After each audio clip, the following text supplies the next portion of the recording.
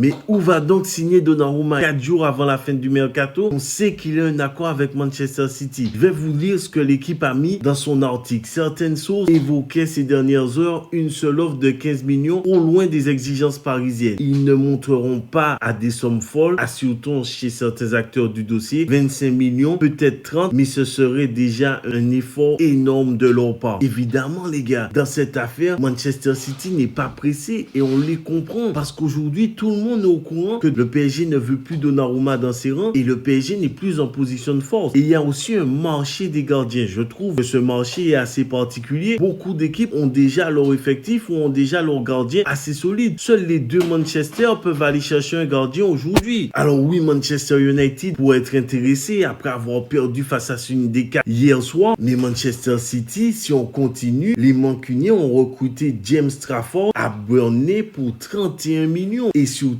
ils n'ont toujours pas vendu Ederson. Malgré un accord contractuel avec Galatasaray, les négociations entre les Turcs et les Anglais n'ont toujours pas avancé. Au sein de l'équipe dirigeante en Bouliot, certains poussent désormais pour d'autres profils, ce qui ne fait pas les affaires parisiennes. Et donc Donnarumma, peut-être qu'il voudra partir, peut-être que le PSG veut le vendre, mais s'il n'y a pas d'offre, Donnarumma restera au PSG. Et ça, c'est une possibilité qui commence à enfler. Donnez-moi votre avis où Donnarumma signera pour vous.